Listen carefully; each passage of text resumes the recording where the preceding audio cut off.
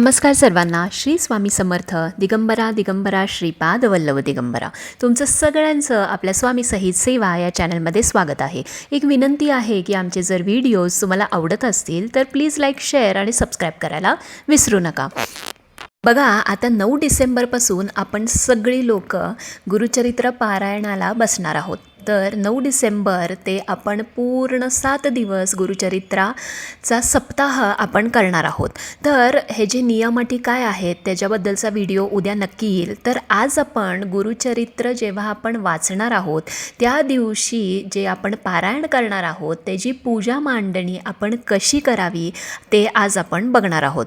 तर बघा, गुरुचरित्र हा ग्रंथ अत्यंत लोकप्रिय असून दत्त संप्रदायकांनी त्याला वेदाची मान्यता दिली गेलेली आहे. त्यामुळे गुरुचरित्र हा 5वा वेद मानला जातो हे आपल्याला सगळ्यांनाच माहिती आहे.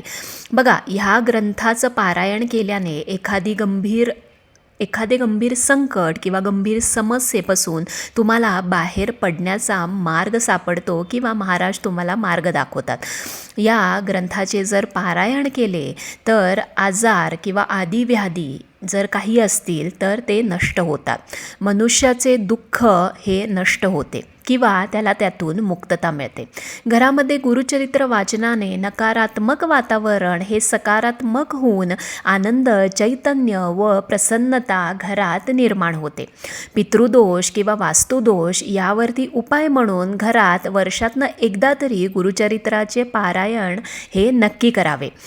विशिष्ट समस्यांवर जसं कोर्ट कचेरी असेल आणि तुमची बाजू जर सत्याची असेल आणि कोर्टाचा निकाल जर लागत नसेल तर कोर्ट केस, लग्न, शिक्षण, करिअर, आरोग्य, नोकरी किंवा मूल न होणे यामध्ये सुद्धा या सगळ्या अडचणींवर गुरुचरित्राचं वाचन जर संकल्पयुक्त केलं तर सकारात्मक तुम्हाला अनुभव येतो.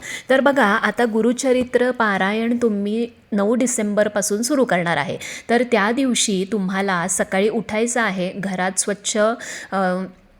घरात पूर्ण झाडू फरशी करून घ्यायची आहे. गोमूत्र सगळीकडे शिंपडायचं आहे आणि तुम्हाला नित्य तुमची जी पूजा आहे ती पहिली करून घ्यायची आहे. त्याच्यानंतर छान एक चौरंग घ्या किंवा पाट घ्या. त्यावरती तुम्हाला लाल, पिवळं किंवा ऑरेंज कलरसुद्धा, भगवा कलर ह्याचं वस्त्र कुठलंही असेल तुमच्याकडं ते मांडा. त्याच्यानंतर पहिली म्हणजे तुम्हाला इथं अखंड दिवा प्रज्वलित करायचा आहे. अखंड दिवा माहिती आहे तुम्हाला आता तेलाचा कसा आपण प्रज्वलित करतो.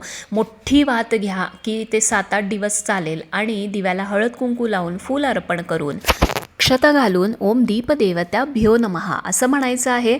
नंतर पहिली गणपती बाप्पांची स्थापना करून घ्यायची आहे. छान अभिषेक घाला. एक वेळा अथर्वशीर्ष म्हणा किंवा ओम गंग गणपते नमः असं म्हणून गणपती बाप्पांना छान विराजमान करा आणि त्याच्यानंतर आपल्या डाव्या हाताला आपल्याला कलश मांडायचा आहे. आता कलश कसा मांडायचा हे सगळ्यांनाच माहिती आहे. आपल्या डाव्या हाताला किंवा स्वामींची मूर्ती जर तुम्ही ठेवणार असेल तर त्यांच्या उजव्या हाताला तर छान कलश मांडून घ्या. हळद कुंकू घाला. छान फूल किंवा लाल फूल किंवा पिवळं फूल किंवा जर गजरा तुमच्याकडं असेल तर गजरासुद्धा तुम्ही पांढरा इथं घालू शकता. आता ह्याच्यानंतर आता जर तुमच्याकडे स्वामी महाराजांचा फोटो असेल, मूर्ती असेल तर छान मूर्ती असेल तर तुम्ही अभिषेक करून घ्या. अभिषेक नुसतं साध्या पाण्याने किंवा गंगाजल थोडंसं मिक्स करून केलं तरीही चालेल. उटणं लावून केलं तरीही चालेल. मी जनरली दत्त जयंतीला उटणं लावून करते किंवा त्याच्यानंतर दूध किंवा पंचामृताने केलं तरीही चालेल. मी इथं साध्या पाण्याने अभिषेक करून घेत आहे आणि हे करताना तुम्ही श्री स्वामी समर्थ, श्री स्वामी समर्थ किंवा तारक मंत्र म्हटला तरीही चालेल. आता छान स्वामींची मूर्ती आपल्याला छान पुसून घ्यायची आहे आणि ती आपल्याला चौरंगावरती छान स्थापन करायची आहे. त्याच्यानंतर स्वामी महाराजांना तुम्हाला अष्टगंध लावायचा आहे. त्याच्यानंतर कुंकू लावायचा आहे आणि स्वामींना जे सर्वात प्रिय आहे ते म्हणजे हिना अत्तर. मला माहिती आहे की सगळ्यांच्याकडं हिना अत्तर आहे. नसेल तर काही हरकत नाही. तुमच्याकडं जे अत्तर अवेलेबल आहे ते तुम्ही त्या दिवशी लावू शकता. तर असं फुलांवरती डायरेक्ट लावू नका, फुलावर अत्तर लावून घ्या आणि स्वामी महाराजांच्या मूर्तीला पूर्ण सगळीकडं अत्तर लावा.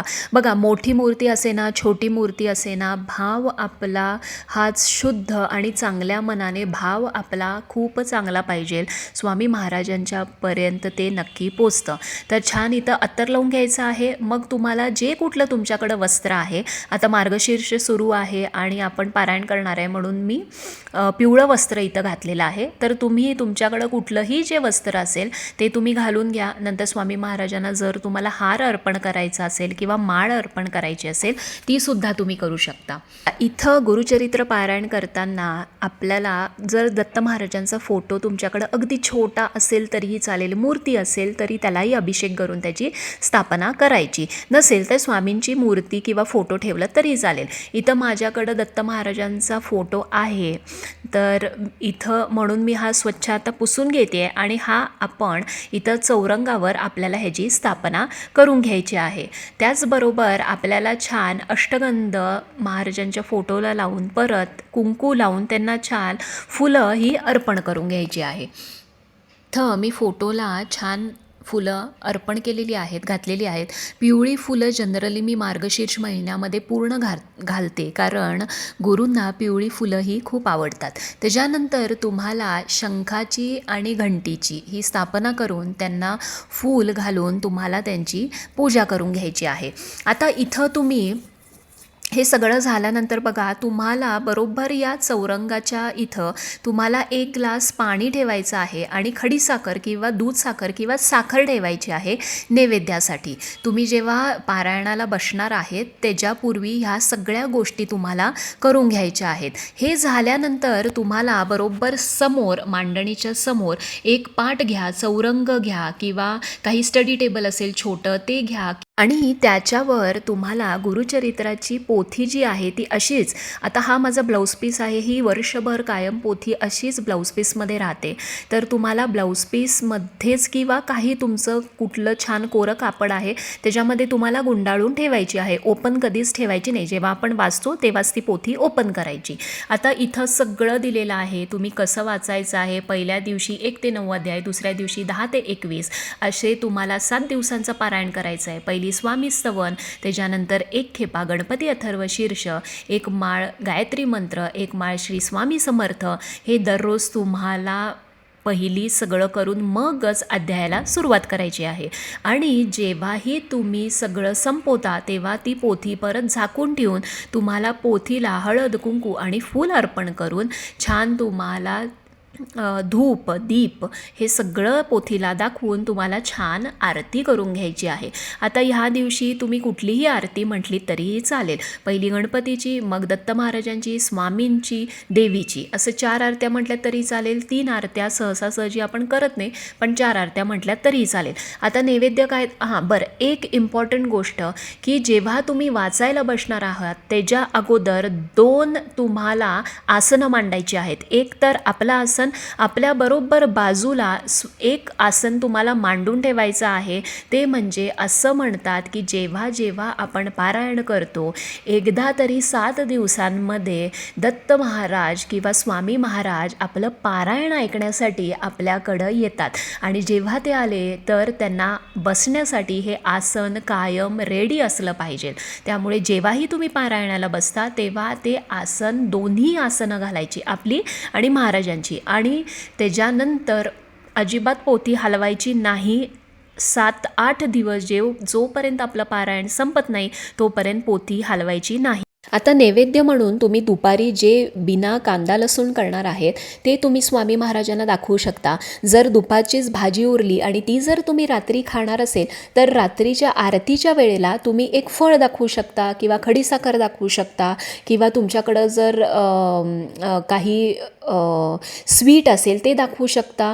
पण घरी केलेलं पाहिजे, बाहेरचं तुम्ही आणू नका किंवा नुसतं एक फळसुद्धा तुम्ही दाखवू शकता. तर अशा रीतीने अगदी साधी सोपी गुरुचरित्र पारायणाची मांडणी 9 तारखेला करा आणि तुमचं पारायण या दिवसापासून चालू करा. तर काही प्रश्न असतील तर कमेंट बॉक्समध्ये नक्की विचारा.